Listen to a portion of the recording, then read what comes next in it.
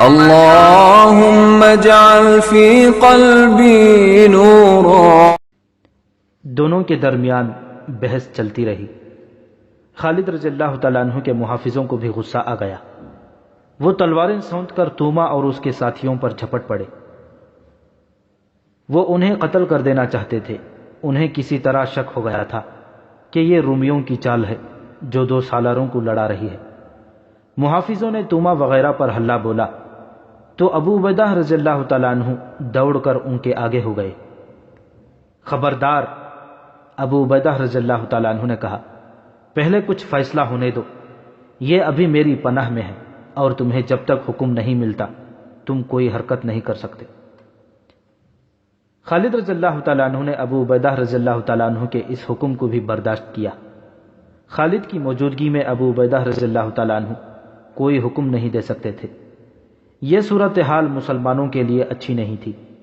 ایک غلطی تو خالد رضی اللہ تعالیٰ عنہ سے ہوئی تھی کہ کمند پھینک کر شہر میں داخل ہونے جیسا خطرناک کام کر رہے تھے، مگر ابو عبیدہ رضی اللہ تعالیٰ عنہ کو اطلاع نہ دی، حالانکہ وہ خالد کے قائم مقام سالار تھے۔ خالد رضی اللہ تعالیٰ عنہ نے تو ان سالاروں میں سے بھی کسی کو نہ بتایا جو شہر کے دوسرے دروازوں کے سامنے اپنے دستوں کے ساتھ موجود تھے۔ اس کے بعد غلطی ابو عبیدہ رضی اللہ تعالیٰ عنہ کی تھی، جنہوں نے وہ فیصلہ کیا جو صرف سالار اعلیٰ کو کرنا چاہیے تھا۔ خالد اور ابو عبیدہ کے درمیان یہ جھگڑا ان کی انا کا مسئلہ بن کر کوئی ناگوار صورت اختیار کر سکتا تھا، لیکن یہ اس دور کا واقعہ ہے جب مسلمان آپس کے کسی جھگڑے کو ذاتی مسئلہ نہیں بنایا کرتے تھے اور ان کے حاکم اپنے آپ کو آج کے حاکموں کی طرح نہیں سمجھا کرتے تھے۔ خالد نے دوسرے سالاروں کو بلایا۔ اس وقت تک دوسرے دستے بھی شہر میں آ چکے تھے۔ سالار جب خالد رضی اللہ تعالیٰ عنہ کے پاس آئے تو خالد نے اپنا اور ابو عبیدہ رضی اللہ تعالیٰ عنہ کا جھگڑا ان کے آگے رکھ دیا۔ ابن ولید، سالاروں نے آپس میں بحث مباحثہ کر کے خالد رضی اللہ تعالیٰ عنہ سے کہا، ابو عبیدہ کو ایسا نہیں کرنا چاہیے تھا، لیکن وہ جو فیصلہ کر چکے ہیں ہمیں اسی پر عمل کرنا چاہیے، ورنہ یہ خبر دور دور تک پھیل جائے گی کہ مسلمان دھوکے باز ہیں، صلح اور عام معافی کا وعدہ کرتے ہیں، پھر لوٹ مار اور قتل عام کرتے ہیں۔ ابن ولید، سالار شرجل رضی اللہ تعالیٰ عنہ بن حسنہ نے کہا، ہم نے پہلے دیکھا ہے کہ بعض شہر ہمیں مزاحمت کے بغیر مل گئے تھے۔ اس کی وجہ یہ تھی کہ ان شہروں میں ہماری وہاں آمد سے آگے آگے یہ خبر مشہور ہو گئی تھی کہ مسلمانوں کی شرطیں سخت نہیں ہوتیں اور اپنی شرطوں پر قائم رہتے ہیں اور رحم دلی سے ہر کسی سے پیش آتے ہیں۔ ابن ولید، ہمیں اس روایت کو برقرار رکھنا چاہیے، ورنہ پھر کوئی شہر ہمیں آسانی سے نہیں مل سکے گا۔ خدا کی قسم، خالد رضی اللہ تعالیٰ عنہ نے غصے کو دباتے ہوئے کہا، تم سب نے مجھے مجبور کر دیا ہے۔ رومی سالار توما اور ہربیس ذرا دور کھڑے اپنی قسمت کے فیصلے کا انتظار کر رہے تھے۔ خالد رضی اللہ تعالیٰ عنہ نے ان کی طرف دیکھا تو غصہ پھر تیز ہو گیا۔ میں تم سب کا فیصلہ قبول کرتا ہوں، خالد رضی اللہ تعالیٰ عنہ نے کہا، لیکن ان دونوں رومی سالاروں کو نہیں چھوڑوں گا، میں انہیں زندہ رہنے کا حق نہیں دے سکتا۔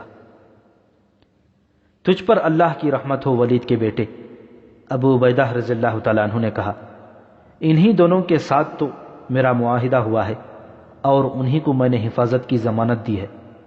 میرے فیصلے کو تو نے قبول کر ہی لیا ہے تو ان دونوں کو بھی جانے دے۔ تیرے عہد نے انہیں میرے ہاتھ سے بچا لیا ہے، خالد رضی اللہ تعالیٰ عنہ نے غضبناک آواز میں کہا، لیکن یہ دونوں اللہ کی لعنت سے نہیں بچ سکیں گے۔ ایک اور مورخ بلازری نے لکھا ہے کہ توما اور ہربیس کے پاس ایک آدمی کھڑا تھا جو عربی زبان سمجھتا اور بولتا تھا۔ وہ مسلمان سالاروں کی باتیں سن کر توما اور ہربیس کو رومی زبان میں سناتا جا رہا تھا۔ آخر انہیں عام معافی کے فیصلے سے آگاہ کیا گیا۔ آپ سب نے ہم پر احسان کیا ہے۔ توما نے خالد رضی اللہ تعالیٰ عنہ اور ابو عبیدہ رضی اللہ تعالیٰ عنہ کا شکر ادا کیا اور کہا، ہمیں اجازت دی جائے کہ اپنی منزل تک ہم اپنی پسند کے راستے سے جا سکیں۔ ابو عبیدہ نے خالد رضی اللہ تعالیٰ عنہ کی طرف دیکھا کہ وہ جواب دیں گے، لیکن خالد نے منہ پھیر لیا۔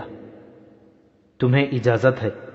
ابو عبیدہ رضی اللہ تعالیٰ عنہ نے توما کو جواب دیا، جس راستے پر چاہو جا سکتے ہو، لیکن یہ بھی سن لو، تم جہاں رکو گے یا جہاں قیام کرو گے، اگر ہم نے اس جگہ پر قبضہ کر لیا تو ہم سے اپنی حفاظت کی توقع نہ رکھنا۔ تمہارے ساتھ جو معاہدہ کیا جا رہا ہے یہ صرف اس مقام تک ہے جہاں تم جا رہے ہو، یہ دوستی کا معاہدہ نہیں۔ اگر معاہدہ عارضی ہے تو میری ایک درخواست اور ہے۔ توما نے کہا، ہمیں 3 دنوں کی مہلت دی جائے کہ ہم اپنی منزل پر پہنچ جائیں، 3 دنوں بعد ہم معاہدے کو ختم سمجھیں گے، پھر ہم تمہارے ساتھ جو سلوک کرنا چاہیں گے کریں گے۔ خالد رضی اللہ تعالیٰ عنہ گرج کر بولے، آپ ہمیں قتل کر سکتے ہیں۔ توما نے کہا، ہمیں پکڑ کر اپنا غلام بنا سکتے ہیں، یہ بھی منظور ہے۔ حضرت خالد نے کہا، 3 دنوں میں ہی کہیں غائب ہو جانا، وہاں تک چلے جانے کی کوشش کرنا جہاں تک میں نہ پہنچ سکوں۔ اب ایک شرط میری بھی سن لو، تم اپنے ساتھ چند دنوں کے کھانے پینے کا سامان لے جا سکو گے، اس سے زیادہ تم کچھ نہیں لے جا سکو گے، کوئی آدمی ہتھیار لے کر نہیں جائے گا۔ نہیں ابو سلیمان، ابو عبیدہ رضی اللہ تعالیٰ عنہ نے خالد رضی اللہ تعالیٰ عنہ سے کہا، تیری یہ شرطیں اس معاہدے کے خلاف ہیں جو میں نے ان کے ساتھ کیا ہے۔ یہ اپنا مال و اسباب اور جو کچھ یہ لے جا سکتے ہیں لے جائیں، میں انہیں یہ حق دے چکا ہوں۔ حضرت خالد نے گزشتہ رات کو اپنے آپ کو زندگی کے سب سے بڑے خطرے میں ڈالا تھا کہ دیوار پر کمند پھینک کر اوپر چلے گئے تھے۔ اب ابو عبیدہ رضی اللہ تعالیٰ عنہ نے خالد کو ایک اور بڑے ہی سخت امتحان میں ڈال دیا تھا۔ خالد رومیوں پر اپنی کوئی نہ کوئی شرط عائد کرنا چاہتے تھے، مگر ابو عبیدہ رضی اللہ تعالیٰ عنہ ان کی ہر شرط کو یہ کہہ کر رد کر دیتے تھے کہ توما کے ساتھ وہ کچھ اور معاہدہ کر چکے ہیں۔ خالد رضی اللہ تعالیٰ عنہ کو بار بار اپنے غصے کو دبانا پڑتا تھا، یہ کام بہت مشکل تھا۔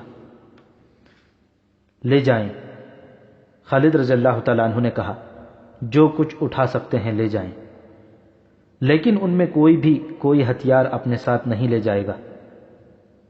ہم پر یہ ظلم نہ کریں۔ توما نے کہا، ہم لمبے سفر پر جا رہے ہیں، راستے میں کوئی اور دشمن ہم پر حملہ کر سکتا ہے، ہمیں نہتہ دے کر ڈاکو ہی ہمیں لوٹ لیں گے۔ اگر آپ ہمیں نہتہ یہاں سے نکالنا چاہتے ہیں تو ہمیں یہیں رہنے دیں اور ہمارے ساتھ جیسا سلوک چاہیں کریں۔ ایک طرف آپ کی نیکیاں اتنی ہیں کہ ان کا شمار نہیں، مگر آپ کا یہ حکم ہمارے قتل کے برابر ہے کہ ہم نہتے جائیں۔ خالد رضی اللہ تعالیٰ عنہ کچھ دیر توما کے منہ کی طرف دیکھتے رہے، ان کا چہرہ بتا رہا تھا کہ وہ اپنے اوپر جبر کر رہے ہیں۔ اے رومی سالار، حضرت خالد نے کہا، تو خوش قسمت ہے کہ صلح کے لیے تو میرے پاس نہیں آ گیا تھا۔ میں تجھے ہتھیار اپنے ساتھ لے جانے کی بھی اجازت دے دیتا ہوں، لیکن شرط یہ ہے کہ ہر شخص جس میں تو بھی شامل ہے صرف ایک ہتھیار لے جا سکتا ہے، ایک تلوار یا ایک برچھی یا ایک کمان اور ایک ترکش، یا ایک برچھی یا ایک خنجر۔ اس کے بعد معاہدہ لکھا گیا جس کے الفاظ یہ تھے، بسم اللہ الرحمن الرحیم، سالار اعلیٰ عساکر مدینہ خالد بن ولید کی طرف سے دمشق کے باشندگان کے ساتھ یہ معاہدہ ہوا ہے، مسلمان شہر دمشق میں داخل ہوں گے، وہ اس کے ذمہ دار ہوں گے کہ شہر کے لوگوں کے جان و مال کا، ان کی املاک کا، ان کی عزت و آبرو کا تحفظ کریں۔ اس میں ان کی عبادت گاہوں اور شہر کی فصیل کا تحفظ بھی شامل ہے۔ انہیں اللہ اور رسول صلی اللہ علیہ وسلم اور تمام تر مؤمنین اور خلیفۃ المسلمین کی طرف سے ضمانت دی جاتی ہے۔ ان کے ساتھ مسلمان رحم دلی اور ہمدردی کا سلوک اس وقت تک جاری رکھیں گے جب تک اہل دمشق جزیہ دیتے رہیں گے۔ جزیہ کی رقم 1 دینار فی کس مقرر ہوئی اور کچھ مقدار اناج وغیرہ کی مقرر ہوئی جو اہل دمشق سے مسلمانوں کو دینی تھی۔ وہ منظر مجاہدین کے لیے بڑا ہی تکلیف دہ تھا جب رومی فوج دمشق سے روانہ ہوئی۔ جو شہری دمشق میں نہیں رہنا چاہتے تھے وہ فوج کے ساتھ جا رہے تھے۔ ان کی فوج نے شہریوں کو اپنے حصار میں لے رکھا تھا۔ جیسے مسلمان ان پر ٹوٹ پڑیں گے۔ رومی سپہ سالار توما بھی جا رہا تھا۔ اس کی اس آنکھ پر پٹی بندھی ہوئی تھی جس میں تیر کا ٹکڑا ابھی تک موجود تھا۔ اس کے ساتھ اس کی بیوی تھی جو شہنشاہ روم ہرقل کی بیٹی تھی۔ اس وقت کی وہ بہت ہی حسین اور جوان عورت تھی۔ شاہی مال و اسباب بے شمار گھوڑا گاڑیوں میں جا رہا تھا۔ ظاہر ہے ان گاڑیوں میں خزانہ بھی جا رہا تھا۔ دمشق کے وہ باشندے جنہوں نے دمشق میں رہنا پسند نہیں کیا تھا، وہ اپنا مال و متاع گھوڑا گاڑیوں اور ریڑیوں پر لے جا رہے تھے جنہیں خچر کھینچ رہے تھے۔ ان میں منڈی کا مال، تجارتی سامان بھی جا رہا تھا۔ مورخ بلازری اور واقدی لکھتے ہیں کہ سونے چاندی کے بعد جو بیش قیمت سامان جا رہا تھا وہ بڑے عمدہ زربفت کی 300 سے کچھ زائد گانٹھیں تھیں۔ ایک مورخ نے لکھا ہے کہ یہ ہرقل کی تھیں اور بعض نے لکھا ہے کہ یہ منڈی کا مال تھا۔ لوگ دودھ والے مویشی بھی ساتھ لے جا رہے تھے۔ مختصر یہ کہ دمشق سے تمام مال و دولت جا رہا تھا۔ خالد رضی اللہ تعالیٰ عنہ کے مجاہدین دیکھ رہے تھے۔ یہ ان کا مال غنیمت تھا جو ان کا جائز حق تھا۔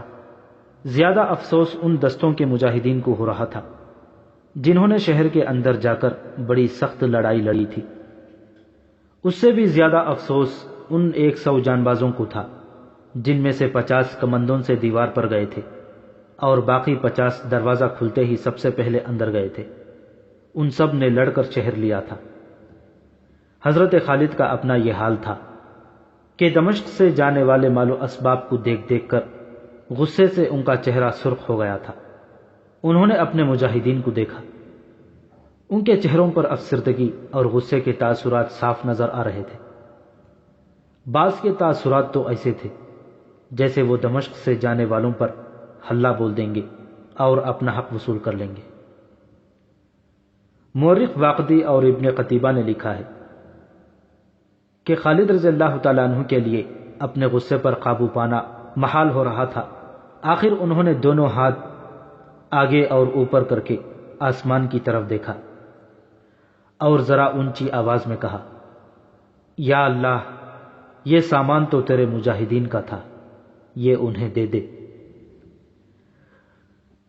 خالد کی جذباتی حالت ٹھیک نہیں تھی۔ سالار محترم، خالد رضی اللہ تعالیٰ عنہ کو اپنے قریب آواز سنائی دی، آپ کو دمشق مبارک ہو۔ خالد رضی اللہ تعالیٰ عنہ نے ادھر دیکھا۔ وہ یونس ابن مرقس تھا۔ اسے دیکھ کر خالد کو یاد آیا کہ اس شخص نے اس لڑکی کی خاطر دمشق فتح کرا دیا تھا جس کے ساتھ اس کی شادی ہو چکی تھی، لیکن لڑکی کے ماں باپ اسے یونس بن مرقس کے ساتھ نہیں بھیج رہے تھے۔ ابن مرقس، خالد رضی اللہ تعالیٰ عنہ نے کہا، دمشق تجھے مبارک ہو، یہ کارنامہ تیرا ہے۔ تو نہ ہوتا تو ہم اس شہر میں داخل نہیں ہو سکتے تھے، لیکن میں نے جسے حاصل کرنے کے لیے اپنے آپ کو خطرے میں ڈالا اور یہاں کی بادشاہی ختم کرا دی ہے، وہ مجھے نہیں ملی۔ کیا اس کے ماں باپ یہی ہیں؟ خالد رضی اللہ تعالیٰ عنہ نے پوچھا۔ وہ چلے گئے ہیں، یونس ابن مرقس نے جواب دیا۔ میں لڑکی سے ملا تھا، اسے کہا کہ وہ ماں باپ کو بتائے بغیر میرے ساتھ آ جائے۔ میری محبت اس کی روح میں اتری ہوئی ہے۔ وہ فوراً تیار ہو گئی، لیکن کہنے لگی کہ مسلمان آ گئے ہیں، یہ مجھے اپنے ساتھ لے جائیں گے، پھر تم کیا کرو گے؟ میں نے اسے کہا کہ میں بھی مسلمان ہوں، تم اب محفوظ ہو۔ اس نے حیران ہو کر پوچھا کہ تم نے یہ کیوں کہا ہے کہ تم بھی مسلمان ہو؟ میں نے اسے بتایا کہ میں مسلمان ہو چکا ہوں۔ اتنا سننا تھا کہ وہ بالکل ہی بدل گئی، کہنے لگی، اپنے مذہب میں واپس آ جاؤ۔ میں نے اسلام کی خوبیاں بیان کی تو اس نے کہا، اگر تم اپنے مذہب میں واپس نہیں آؤ گے تو میری محبت نفرت میں بدل جائے گی۔ میں نے کہا کہ محبت مذہب کو نہیں دیکھا کرتی۔ میں نے یہ بھی کہا کہ میں اب مسلمان ہی رہوں گا۔ اس نے کہا، میں قسم کھاتی ہوں کہ آج کے بعد تمہاری شکل دیکھنا بھی گوارا نہیں کروں گی۔ میں دمشق سے جا رہی ہوں۔ اور وہ چلی گئی۔ کیا تم بھی اس کی محبت کو نفرت میں نہیں بدل سکتے؟ خالد رضی اللہ تعالیٰ عنہ نے پوچھا۔ نہیں محترم سالار، یونس بن مرقس نے کہا، میری محبت ایسی نہیں، یہ لڑکی جو مجھے نہ ملی تو میں شاید پاگل ہو جاؤں گا۔ میں نے آپ کو ایک شہر دیا ہے، کیا آپ مجھے ایک لڑکی نہیں دلا سکتے؟ وہ میری بیوی ہے، آپ نے میرے ساتھ وعدہ کیا تھا۔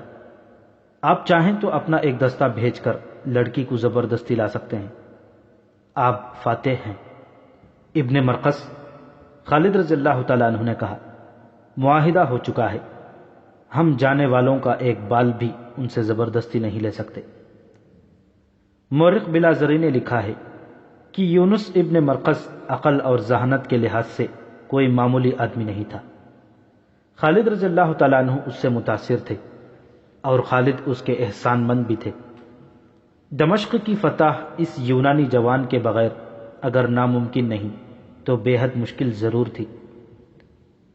خالد رضی اللہ تعالیٰ عنہ کو یہ شخص اس لیے بھی اچھا لگتا تھا کہ اس نے اسلام قبول کر لیا تھا، اور جس لڑکی کی محبت اسے پاگل کیے ہوئے تھی اس کے کہنے پر بھی اس نے اسلام ترک نہیں کیا تھا۔ میں نے سنا ہے، یونس ابن مرقس نے کہا، کہ آپ نے دمشق سے جانے والوں کو 3 دنوں کے لیے تحفظ کا وعدہ کیا ہے، کیا ان 3 دنوں کے دوران آپ ان لوگوں کا تعاقب کر کے ان پر حملہ نہیں کر سکتے؟ نہیں ابن مرقس، خالد رضی اللہ تعالیٰ عنہ نے کہا، یہ معاہدے کے خلاف ہے۔ 3 روز گزر جانے کے بعد تو آپ ان پر حملہ کر سکتے ہیں۔ یونس ابن مرقس نے کہا، 3 دنوں میں تو یہ بہت دور پہنچ چکے ہوں گے۔ حضرت خالد نے کہا، یہ قافلہ بہت تیز جائے گا کیونکہ اس کے پاس خزانہ ہے اور بہت قیمتی مال بھی ہے۔ راستے میں رومیوں کے قلعے آتے ہیں، وہ کسی قلعے میں جا پناہ لیں گے، میں کسی قلعے پر اتنی جلدی حملہ نہیں کر سکوں گا۔ اے اسلام کے عظیم سالار، یونس ابن مرقس نے کہا، یہ اس راستے پر نہیں جا رہے جس راستے پر قلعے آتے ہیں، میں ان قلعوں سے واقف ہوں، بعلبک، حمص اور طرابلس۔ یہ قافلہ انطاکیہ جا رہا ہے، میں جانتا ہوں قافلے کے ساتھ سالار توما ہے، وہ اپنی فوج اور شہریوں کو انطاکیہ لے جا رہا ہے جہاں اس کا سسر شہنشاہ ہرقل رہ رہا ہے۔ میں تمام علاقے سے واقف ہوں، انطاکیہ تک پہنچنے کے لیے 3 سے بہت زیادہ دن سفر کرنا پڑتا ہے۔ میں آپ کو ایسی طرف سے لے جا سکتا ہوں جو کوئی راستہ نہیں، آپ کے گھوڑ سوار تیز ہوں تو میں 4تھے دن صبح تک انہیں قافلے تک پہنچا سکتا ہوں۔ خالد رضی اللہ تعالیٰ عنہ نے یہ سنا تو ان کی آنکھیں چمک اٹھیں، یہی تو وہ چاہتے تھے۔ ان کا ارادہ یہ تھا کہ مجاہدین کو مال غنیمت ضرور دلائیں گے۔ انہیں دمشق والوں پر غصہ تھا جو دمشق سے اپنے مال و متاع لے جا رہے تھے۔ میں آپ کی رہنمائی کروں گا۔ یونس بن مرقس نے کہا، میں آپ سے کچھ نہیں لوں گا، مجھے صرف میری بیوی دلا دینا۔ 4تھے دن کی صبح طلوع ہوئی تو توما کا قافلہ انطاکیہ سے ابھی بہت دور تھا۔ توما کو شکست کا افسوس تو تھا ہی، لیکن وہ خوش تھا کہ اس کی چال کامیاب رہی تھی اور وہ دمشق کے لوگوں کو قیمتی اشیاء سمیت اپنے ساتھ لے جا رہا تھا۔ اس روز قافلہ ایک پہاڑی سلسلے میں پڑاؤ کیے ہوئے تھا اور کچھ دیر میں چلنے کو تھا۔ اچانک کسی طرف سے ہزاروں گھوڑ سوار صحرائی آندھی کی طرح آئے اور رومیوں پر ٹوٹ پڑے۔ اس سے ذرا ہی پہلے رومیوں پر ایک اور قہر ٹوٹا تھا۔ یہ بڑی تیز بارش تھی، گھٹائیں پھٹ پڑی تھیں۔ اس رومی قافلے کے لیے کوئی پناہ نہیں تھی۔ یہ بارش آسمانی آفت تھی، اور اس آفت میں رومی فوج اور دمشق کے باشندوں پر ایک اور آفت ہزاروں گھوڑ سواروں کی شکل میں ٹوٹی۔ اس وقت تک قافلے والے ادھر ادھر بکھر گئے تھے، وہ اپنے سامان کو گھسیٹتے پھر رہے تھے۔ زردبفت کی 300 سے زائد گانٹھیں جو بڑے بڑے بنڈلوں کی مانند تھیں ہر طرف بکھری پڑی تھیں۔ بعض گانٹھیں کھل گئی تھیں اور کپڑا کھل کر بکھر گیا تھا۔ زردبفت کا کپڑا اتنا زیادہ بکھرا کہ اس جگہ کا نام مرج الدیباج یعنی ریشم کا خیابان پڑ گیا۔ یہاں جو معرکہ لڑا گیا اسے تمام مورخوں نے معرکہ مرج الدیباج لکھا ہے۔ یہ گھڑ سوار جنہوں نے رومیوں اور دمشق والوں کے قافلے پر حملہ کیا تھا ان کی تعداد 1000 تھی، اور یہ خالد رضی اللہ تعالیٰ عنہ کے بھیجے ہوئے سالار تھے۔ اس حملے کی تفصیلات یوں ہیں کہ یونس ابن مرقس نے جب خالد رضی اللہ تعالیٰ عنہ کو بتایا کہ وہ انہیں ایک چھوٹے راستے سے رومیوں تک پہنچا سکتا ہے تو خالد کو روشنی نظر آئی۔ یونس بن مرقس خالد کو اس لیے تعاقب اور حملے پر اکسا رہا تھا کہ وہ اپنی بیوی کو پکڑ کر اپنے ساتھ لانا چاہتا تھا، لیکن خالد رضی اللہ تعالیٰ عنہ کچھ اور سوچ رہے تھے۔ انہوں نے اپنی فوج کی مایوسی دیکھی تھی، دشمن مال غنیمت اپنے ساتھ لے جا رہا تھا۔ حضرت خالد پر پابندی یہ عائد ہو گئی تھی کہ رومیوں کو 3 دنوں کی مہلت دے دی گئی تھی۔ اس دوران مسلمان ان پر حملہ نہیں کر سکتے تھے۔ 3 دنوں میں رومیوں کو کسی نہ کسی پناہ میں پہنچ جانا تھا، لیکن یونس بن مرقس کہتا تھا کہ قافلہ انطاکیہ جا رہا ہے اور یونس اسے راستے میں پکڑوا سکتا ہے۔ حضرت خالد کو غصہ اور تعصف پریشان کر رہا تھا۔ دشمن مع مال غنیمت کے ابو عبیدہ رضی اللہ تعالیٰ عنہ کی غلطی یا غلط فہمی سے ہاتھ سے نکل گیا تھا۔ یونس کی یقین دہانی پر خالد رضی اللہ تعالیٰ عنہ نے حملے کا پلان تیار کر لیا۔ اس پلان کے مطابق خالد رضی اللہ تعالیٰ عنہ نے وہ سوار دستہ ساتھ لیا جو انہوں نے گھوم پھر کر لڑنے کے لیے تیار کیا تھا، اسے تلیہ کہتے ہیں۔ یہ 4000 منتخب سواروں کا دستہ تھا۔ یہ سب شہ سوار اور جانباز تھے۔ اس دستے کا گائیڈ یونس بن مرقس تھا۔ وہ خوش تھا کہ خالد رضی اللہ تعالیٰ عنہ اس کی بیوی اسے دلانے کے لیے اتنا بڑا جنگی اہتمام کر رہے ہیں، لیکن خالد کے سامنے کچھ اور مسئلہ تھا جو اوپر بیان کیا گیا ہے۔ خالد رضی اللہ تعالیٰ عنہ نے اس دستے کو 4 حصوں میں تقسیم کیا اور روانہ ہو گئے۔ ان کی رفتار بہت تیز تھی۔ خالد رضی اللہ تعالیٰ عنہ نے ہر حصے کے سالار کو اور سواروں کو بھی بتا دیا تھا کہ جس قافلے پر حملہ کرنے جا رہے ہیں اسے صرف قافلہ نہ سمجھے، وہ سب مسلح ہیں، ان کے پاس گھوڑے بھی ہیں، اور وہ رومی ہیں جو جان کی بازی لگا کر لڑنا جانتے ہیں، اور وہ پسپا ہوتے ہیں تو منظم طریقے سے پیچھے ہٹتے ہیں، بھاگتے نہیں۔ چوتھے دن رومی فوج اور دمشق کے باشندوں کا یہ قافلہ انطاکیہ سے ابھی کچھ دور تھا کہ موسلا دھار بارش نے اسے بکھیر دیا۔ جو ہی بارش ختم ہوئی 1000 گھڑ سواروں نے ان پر حملہ کر دیا۔ رومی یہ دیکھ کر حیران رہ گئے کہ ان سواروں کے آگے آگے زرار بن ازور تھے، جنہوں نے حسب معمول سر پر خود بھی نہیں رکھی تھی اور قمیض بھی اتاری ہوئی تھی۔ وہ کمر بند تک برہنہ تھے۔ مورخ لکھتے ہیں کہ رومی سالار توما اور ہربیس پہلے تو اس پر حیران ہوئے کہ مسلمان کدھر سے آ نکلے ہیں۔ انہیں معلوم نہیں تھا کہ انہیں دمشق کا ہی ایک گائیڈ مل گیا تھا جو انہیں ایک چھوٹے راستے سے لے گیا تھا۔ ہربیس توما نے کہا، سب کو مقابلے کے لیے تیار کرو، مسلمانوں نے ہمیں 3 دنوں کی ضمانت دی تھی، یہ 3 دن ختم ہو گئے ہیں، جم کر مقابلہ کرو۔ ہربیس نے للکار کر کہا، یہ بہت تھوڑے ہیں، کاٹ دو انہیں۔ رومی فوج حملہ روکنے کی ترتیب میں ہو گئی۔ دمشق کے جو شہری لڑ سکتے تھے وہ بھی مسلمانوں کے مقابلے میں آ گئے۔ رومی سپاہی اور اہل دمشق بارش سے بھیگے ہوئے تھے اور ان کا سامان بکھرا ہوا تھا۔ انہوں نے اپنی عورتوں کو اور بچوں کو پیچھے کر دیا اور ان کے 150-200 آدمی تلواریں اور برچھیاں لے کر عورتوں اور بچوں کی حفاظت کے لیے کھڑے ہو گئے۔ رومی للکار کر اور نعرے لگا لگا کر لڑ رہے تھے۔ زرار جو برہنہ جنگجو کے نام سے مشہور ہو گئے تھے اپنی روایت کے مطابق لڑ رہے تھے، بلکہ جو سامنے آیا اسے کاٹتے جا رہے تھے، لیکن رومی جس بے جگری سے لڑ رہے تھے اس سے یہی نظر آ رہا تھا کہ وہ مسلمان سواروں کا صفایا کر دیں گے۔ تقریباً نصف گھنٹہ گزرا ہوگا کہ ایک طرف سے خالد رضی اللہ تعالیٰ عنہ کے دستے کے 1000 مزید سوار گھوڑے سرپٹ دوڑاتے آ رہے تھے۔ ان کے سالار رافع تھے۔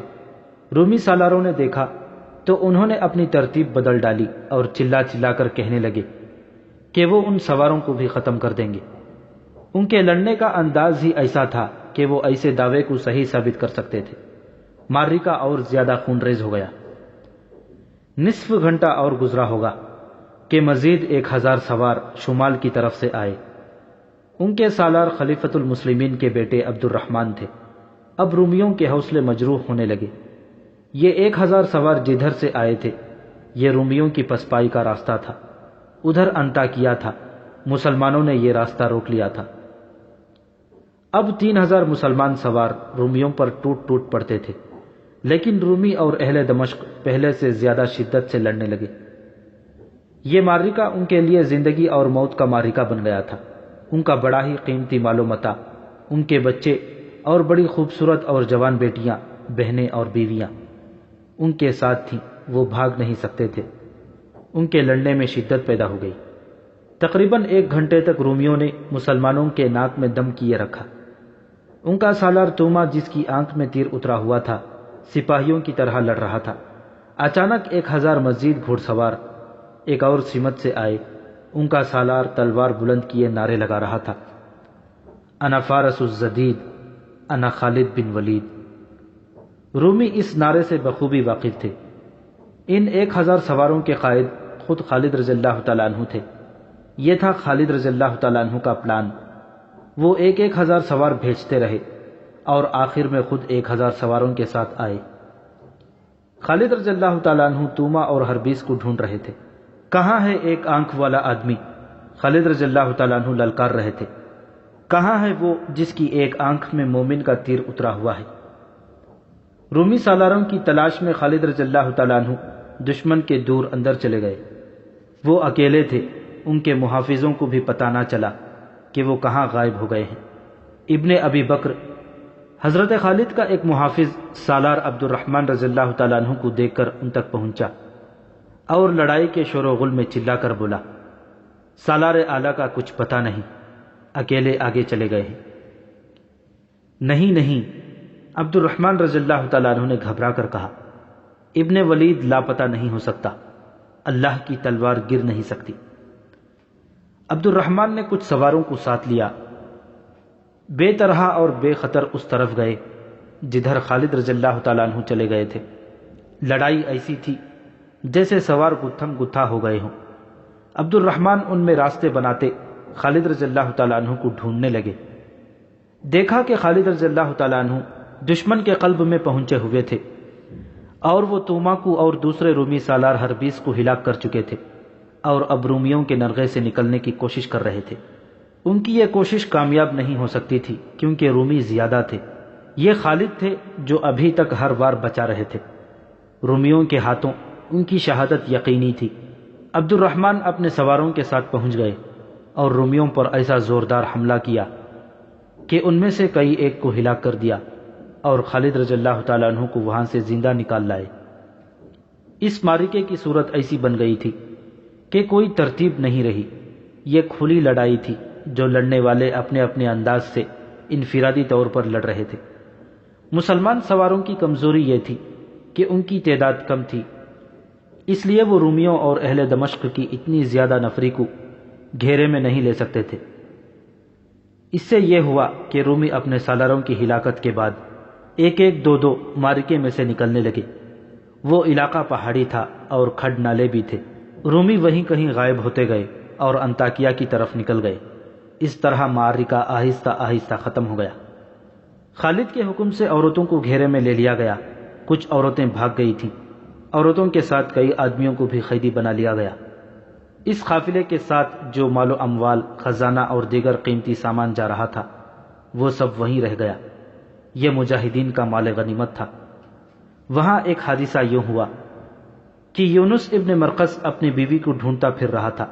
وہ اسے نظر آ گئی۔ وہ اس کی طرف دوڑا۔ لڑکی بھاگ نکلی لیکن وہ کہیں جا نہیں سکتی تھی کیونکہ سب عورتیں مسلمان سواروں کے گھیرے میں تھیں۔ لڑکی نے جب دیکھا کہ کوئی راہ فرار نہیں اور یونس جو مسلمان ہو چکا تھا اسے پکڑ لے گا تو اس نے اپنے کپڑوں کے اندر ہاتھ ڈالا اور خنجر نکال لیا۔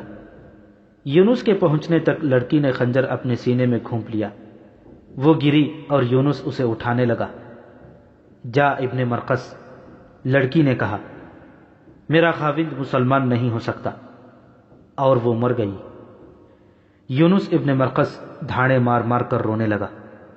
اس لڑکی کی خاطر اس نے دمشق مسلمانوں کو دلوایا تھا، پھر یہ خون ریز معرکہ لڑا گیا تھا، مگر لڑکی نے اپنا خون بہا کر اس کی محبت کا خون کر دیا۔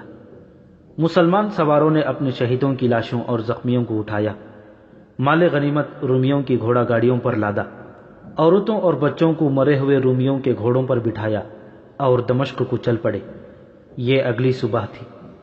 جب مال غنیمت وغیرہ اکٹھا کیا جا رہا تھا اس وقت خالد رضی اللہ تعالیٰ عنہ عورتوں کے قریب جا کر احکام دے رہے تھے۔ انہیں یونس ابن مرقس اپنی طرف آتا دکھائی دیا۔ اس سے پوچھا کہ اسے اپنی بیوی ملی ہے یا نہیں۔ مل گئی ہے، یونس نے روتے ہوئے جواب دیا، لیکن زندہ نہیں، اس نے اپنے خنجر سے اپنے آپ کو مار دیا ہے۔ غم نہ کر ابن مرقس، خالد رضی اللہ تعالیٰ عنہ نے کہا، تو اس سے زیادہ قیمتی انعام کا حقدار ہے، آ میں تجھے اس سے زیادہ خوبصورت بیوی دوں گا۔ خالد رضی اللہ تعالیٰ عنہ نے اسے ایک رومی عورت دکھائی جو جوان تھی اور جس کا حسن لاجواب تھا۔ اس کا لباس ریشم کا تھا اور اس کے گلے میں بڑا ہی قیمتی ہار تھا۔ یہ تیرا مال غنیمت ہے۔ خالد رضی اللہ تعالیٰ عنہ نے اسے حسن کا یہ پیکر دکھا کر کہا، میں اس کے ساتھ تیری شادی کرا دوں گا۔ نہیں سالار محترم، یونس ابن مرقس نے گھبرائے ہوئے لہجے میں کہا، میں اس کے ساتھ شادی نہیں کر سکتا۔ آپ شاید نہیں جانتے، یہ شہنشاہ ہرقل کی بیٹی ہے، یہ ان کے سالار توما کی بیوی ہے۔ اب یہ کسی شہنشاہ کی بیٹی نہیں۔ خالد رضی اللہ تعالیٰ عنہ نے کہا، اب یہ تیری بیوی ہوگی، یہ مجھے واپس کرنی پڑے گی۔ یونس ابن مرقس نے کہا، ہرقل اپنی بیٹی کو واپس لینے کے لیے اپنی تمام تر سلطنت کی فوج اکٹھی کر کے دمشق پر حملہ کر دے گا۔ ایسا نہیں کرے گا تو فدیہ ادا کر کے اسے آپ سے واپس لے لے گا۔ خالد رضی اللہ تعالیٰ عنہ خاموش ہو گئے۔ اگلی صبح خالد واپس روانہ ہوئے۔ وہ بہت خوش تھے، انہوں نے معاہدہ نہیں توڑا تھا اور اپنا مقصد بھی پورا کر لیا تھا۔ دمشق تک جانے والا راستہ آدھا طے ہوا تھا کہ انطاکیہ کی طرف سے 12-14 گھوڑ سوار آئے۔ وہ رومی تھے، ان میں ایک اونچی حیثیت کا معلوم ہوتا تھا۔ وہ خالد سے ملنا چاہتا تھا، اسے خالد رضی اللہ تعالیٰ عنہ تک پہنچا دیا گیا۔ میں شہنشاہ ہرقل کا ایلچی ہوں، اس نے کہا، اور یہ میرے محافظ ہیں۔ میں امن سے آیا ہوں، اس امید کے ساتھ کہ آپ سے بھی مجھے امن اور دوستی ملے گی۔ کیا پیغام لائے ہو؟ خالد رضی اللہ تعالیٰ عنہ نے پوچھا۔ شہنشاہ ہرقل کو اطلاع مل گئی ہے کہ آپ نے ہماری فوج اور دمشق سے ہجرت کرنے والوں پر حملہ کیا ہے۔ شہنشاہ نے آپ کے حملے کے متعلق کچھ نہیں کہا، انہوں نے اپنی بیٹی واپس مانگی ہے اور کہا ہے کہ آپ جس قدر فدیہ طلب کریں گے ادا کیا جائے گا۔ شہنشاہ نے یہ بھی کہا ہے کہ آپ فیاض اور کشادہ ظرف ہیں، اگر آپ فدیہ نہ لینا چاہیں تو میری بیٹی مجھے بخش دیں۔ ہرقل نے خالد رضی اللہ تعالیٰ عنہ کو فیاض اور کشادہ ظرف کہہ کر ان کی خوشامدی نہیں کی تھی۔ وہی خالد جو میدان جنگ میں دشمن کے لیے قاہر تھے، میدان کے باہر اتنے ہی حلیم اور فیاض تھے۔ اگر تمہارے شہنشاہ نے بخشش مانگی ہے تو اس کی بیٹی کو بخشش کے طور پر لے جاؤ، خالد رضی اللہ تعالیٰ عنہ نے ایلچی سے کہا، اور رکابوں پر کھڑے ہو کر بلند آواز سے حکم دیا، رومیوں کے شہنشاہ ہرقل کی بیٹی کو اس کے ایلچی کے حوالے کر دو۔ خدا کی قسم، میں نے تم سب کی طرف سے اسے بخشش کے طور پر چھوڑ دیا ہے۔ ہمیں ہرقل کی سلطنت چاہیے، اس کی بیٹی نہیں۔ ہرقل کی بیٹی اس کے سفیر کے ساتھ چلی گئی۔ یونس ابن مرقس نے ٹھیک کہا تھا کہ ہرقل ہر قیمت پر اپنی بیٹی واپس لے لے گا۔ یونس کو خالد رضی اللہ تعالیٰ عنہ نے اپنے حصے کے مال غنیمت میں سے بے انداز انعام دینا چاہا، لیکن اس نے صاف انکار کر دیا اور کہا کہ وہ باقی عمر شادی نہیں کرے گا۔ بعد میں اس نے اپنی زندگی اسلام اور جہاد کے لیے وقف کر دی تھی، لیکن اس کی زندگی صرف 2 سال کی تھی۔ وہ جنگ یرموک میں شہید ہو گیا تھا۔ حضرت خالد جب مال غنیمت کے ساتھ دمشق میں داخل ہوئے تو ان کی فوج نے دیوانہ وار ان کا استقبال کیا۔ وہ کامیاب لوٹے تھے۔ خالد نے پہلا کام یہ کیا کہ امیر المؤمنین حضرت ابوبکر صدیق رضی اللہ تعالیٰ عنہ کے نام بڑا لمبا پیغام لکھوایا، جس میں انہیں دمشق کی فتح کی خوشخبری سنائی۔ یہ بھی لکھا کہ وہ دمشق میں کس طرح داخل ہوئے تھے اور ابو عبیدہ رضی اللہ تعالیٰ عنہ نے کیا غلطی کی تھی۔ انہوں نے تفصیل سے لکھا کہ وہ کس طرح رومیوں کے پیچھے گئے اور ان کے سالار توما اور ہربیس کو ہلاک کیا، پھر ہرقل کی بیٹی کس طرح واپس کی۔ مال غنیمت کے متعلق لکھا کہ اس کا 5واں حصہ خلافت کے لیے جلدی بھیج دیا جائے گا۔ حضرت خالد نے یہ پیغام اکتوبر 634 عیسوی کی پہلی تاریخ 2 شعبان 13 ہجری کے روز بھیجا تھا۔ قاصد روانہ ہو گیا۔ کئی گھنٹے گزر گئے تو ابو عبیدہ رضی اللہ تعالیٰ عنہ خالد کے کمرے میں آئے۔ ابو عبیدہ مغبوم تھے۔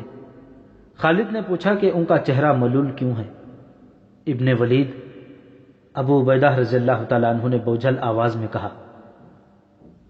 خلیفہ ابو بکر فوت ہو گئے ہیں اور اب عمر خلیفہ ہیں۔ خالد رضی اللہ تعالیٰ عنہ سن ہو کے رہ گئے اور کچھ دیر ابو عبیدہ رضی اللہ تعالیٰ عنہ کے منہ پر نظریں جمائے رہے۔ کب فوت ہوئے ہیں؟ خالد نے سرگوشی میں یوں پوچھا جیسے سسکیاں لے رہے ہو۔ 22 جمادی الاخر کے روز، ابو عبیدہ رضی اللہ تعالیٰ عنہ نے جواب دیا۔ یہ تاریخ 22 اگست 634 عیسوی کی تھی۔ حضرت ابو بکر صدیق رضی اللہ تعالیٰ عنہ کو فوت ہوئے 1 مہینہ اور 8 دن ہو گئے تھے۔ اطلاع اتنی دیر سے کیوں آئی ہے؟ اطلاع جلدی آ گئی تھی، ابو عبیدہ رضی اللہ تعالیٰ عنہ نے جواب دیا۔ مدینہ سے قاصد آیا تو اس نے دیکھا کہ ہم نے دمشق کا محاصرہ کر رکھا ہے۔ اس نے سوچا کہ محاصرے کے دوران یہ اطلاع دی تو اپنے لشکر میں کوحرام بپا ہو جائے گا اور اس کا محاصرے پر بہت برا اثر پڑے گا۔ اس نے صرف یہ بتایا کہ مدینہ میں خیریت ہے اور کمک آ رہی ہے۔ 1-2 دنوں بعد اس نے پیغام مجھے دے دیا اور چلا گیا۔ میں نے پڑھا اور یہی بہتر سمجھا کہ دمشق کا فیصلہ ہو جائے تو تجھے اور لشکر کو اطلاع دوں۔ ابو عبیدہ رضی اللہ تعالیٰ عنہ نے نئے خلیفہ کا خط جو ابو عبیدہ کے نام لکھا گیا تھا خالد کو دے کر کہا، اور یہ وہ خبر ہے جو میں تجھے لڑائی ختم ہونے تک نہیں دینا چاہتا تھا۔ خالد پڑھنے لگے، یہ خلیفہ حضرت عمر رضی اللہ تعالیٰ عنہ نے ابو عبیدہ رضی اللہ تعالیٰ عنہ کو لکھا تھا۔ خلیفۃ المسلمین عمر کی طرف سے ابو عبیدہ کے نام، بسم اللہ الرحمن الرحیم۔ میں تجھے اللہ سے ڈرتے رہنے کی نصیحت کرتا ہوں۔ اللہ لا زوال ہے جو ہمیں گمراہی سے بچاتا ہے اور اندھیرے میں روشنی دکھاتا ہے۔ میں تمہیں خالد بن ولید کی جگہ وہاں کے تمام لشکر کا سپہ سالار مقرر کرتا ہوں۔ فوراً اپنی جگہ لو۔ ذاتی مفاد کے لیے مؤمنین کو کسی مشکل میں نہ ڈالنا، انہیں اس پڑاؤ پر نہ ٹھہرانا جس کے متعلق تو نے پہلے دیکھ بھال نہ کر لی ہو۔ کسی لڑائی کے لیے دستوں کو اس وقت بھیجنا جب وہ پوری طرح منظم ہو، اور کوئی فیصلہ نہ کرنا جس سے مومنین کا جانی نقصان ہو۔ اللہ نے تجھے میری آزمائش کا اور مجھے تیری آزمائش کا ذریعہ بنایا ہے۔ دنیاوی لالچوں سے بچے رہنا، کہیں ایسا نہ ہو کہ جس طرح تجھ سے پہلے تباہ ہوئے ہیں تو طمع سے تباہ ہو جائے۔ تو جانتا ہے وہ اپنے رتبے سے کس طرح گرے گا۔ اس خط کا مطلب یہ تھا کہ خلیفۃ المسلمین عمر رضی اللہ تعالیٰ عنہ نے خالد رضی اللہ تعالیٰ عنہ کو سپہ سالاری سے معزول کر دیا تھا۔ اب ابو عبیدہ رضی اللہ تعالیٰ عنہ سپہ سالار تھے، بلکہ وہ 1 مہینہ 8 دن پہلے سے سپہ سالار تھے۔ اللہ کی رحمت ہو ابو بکر پر۔ خالد رضی اللہ تعالیٰ عنہ نے خط ابو عبیدہ کو دے کر کہا، وہ زندہ ہوتے تو میرا یہ انجام نہ ہوتا۔ مورخ یعقوبی اور واقدی لکھتے ہیں کہ اللہ کی تلوار جھک گئی تھی۔ اس رات خالد نہ سو سکے۔ ابو بکر رضی اللہ تعالیٰ عنہ کو یاد کرتے اور روتے رہے۔